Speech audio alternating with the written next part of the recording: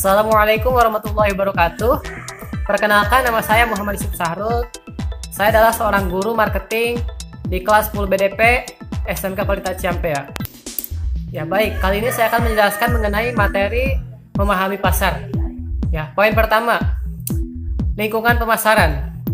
Lingkungan pemasaran suatu perusahaan terdiri dari para pelaku dan kekuatan-kekuatan yang berasal dari luar fungsi manajemen pemasaran perusahaan yang mempengaruhi kemampuan manajemen pemasaran untuk mengembangkan dan mempertahankan transaksi yang sukses dengan para pelanggan sasarannya.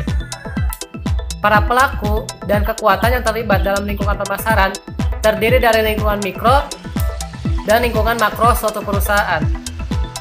Lingkungan mikro terdiri dari para pelaku dalam lingkungan yang langsung berkaitan dengan perusahaan yang mempengaruhi kemampuannya untuk melayani pasar, yaitu perusahaan, para pemasok bahan mentah, para perantara, pasar perantara, para pelanggan, pesaing, dan para anggota masyarakat.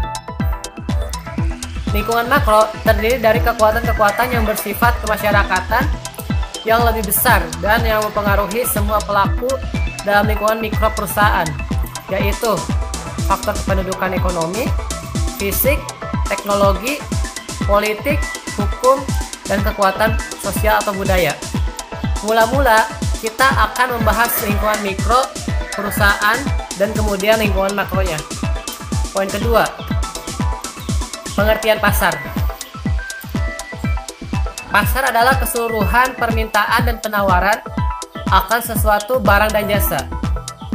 Pengertian ini dapat diperluas lagi menjadi pasar konkret dan pasar abstrak. Apa itu pasar konkret dan pasar abstrak?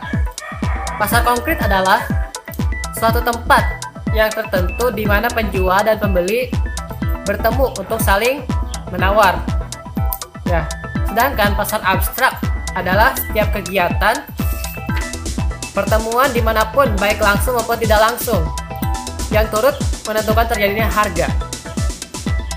Mengingat luasnya ruang lingkup pasar, maka pembagian pasar didasarkan atas berbagai ukuran sebagai berikut.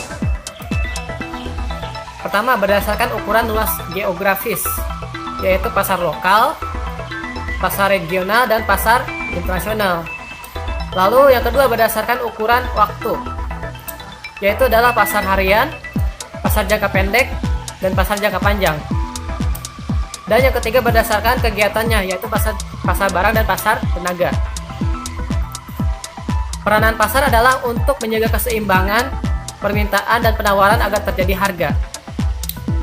Untuk itu, dalam upaya mendapatkan konsumen, kegiatan pemasaran haruslah mengacu pada pasar. Ya, poin ketiga, tipe perilaku pembelian konsumen berdasarkan tingkat keterlibatan pembelian dan tingkat perbedaan di antara merek, yang terdiri dari 1. Perilaku pembelian kompleks. Terjadi ketika mereka sangat terlibat dalam pembelian dan mempunyai persepsi yang signifikan mengenai perbedaan di antara merek. Yang kedua, perilaku pembelian pengurangan disonasi. Terjadi ketika konsumen mempunyai keterlibatan yang tinggi dengan pembelian yang mahal, tidak sering atau beresiko, namun melihat sedikit perbedaan antar merek. Yang ketiga, perilaku pembelian kebiasaan. Terjadi dalam kondisi di mana konsumen mempunyai keterlibatan rendah dan tidak terdapat perbedaan yang signifikan antar merek. Yang keempat, perilaku pembelian pencarian variasi. Terjadi ketika konsumen mempunyai tingkat keterlibatan yang rendah tetapi mempersepsikan adanya perbedaan merek yang signifikan. Yang keempat, poin keempat, proses pengambilan keputusan pembelian terdiri dari 5 tahap, yaitu pertama, pengenalan kebutuhan. Yang kedua, pencarian informasi. Yang ketiga, pengevaluasian alternatif. Yang keempat, keputusan pembelian. Dan yang kelima adalah perilaku setelah pembelian. Jelaslah bahwa proses pembelian berlangsung jauh sebelum proses pembelian aktual dan berlanjut jauh sesudahnya. Pasar perlu berfokus pada seluruh proses pengambilan keputusan pembelian, bukan hanya pada proses pembeliannya saja. Poin yang kelima, terdapat 3 jenis situasi pembelian yang utama di pasar industri. Pada ekstrim yang satu, ada pembelian yang ulang sepenuhnya, yang merupakan keputusan yang cukup rutin.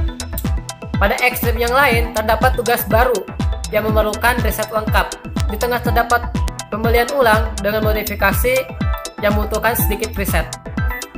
Poin yang keenam, unit pengambil keputusan organisasi pembeli disebut pusat pembelian yang didefinisikan sebagai semua individu dan unit yang berpartisipasi dalam proses pengambilan keputusan di pasar industri. Pusat pembelian meliputi semua anggota organisasi yang memainkan salah satu dari 5 peran dalam proses keputusan pembelian. Adapun kelima peran tersebut meliputi pemakai, pemberi pengaruh, pembeli, pengambil keputusan, dan penjaga gawang. Poin yang ketujuh, terdapat beberapa faktor yang mempengaruhi pembeli di pasar industri, yaitu lingkungan, perekonomian, bahan baku, perkembangan teknologi, politik, persaingan, dan budaya. Organisasi, tujuan, kebijakan, prosedur, struktur, dan sistem dalam perusahaan. Kemudian hubungan antar pribadi dan individual, seperti umur, penghasilan, pendidikan, identifikasi profesional, kepribadian, dan sikap terhadap risiko. Poin yang terakhir, terdapat 8 tahap proses pembelian dalam pasar industri yang meliputi pengenalan masalah, penjabaran kebutuhan secara umum, spesifikasi produk, pencarian pemasok, pengumpulan proposal, pemilihan pemasok, spesifikasi pesanan rutin, dan penilaian kerja. Ya, cukup sekian materi dari saya kali ini. Mohon maaf apabila terdapat kesalahan murni datang dari saya dan kebenaran hanya datang dari Allah Subhanahu wa taala. Wassalamualaikum warahmatullahi wabarakatuh.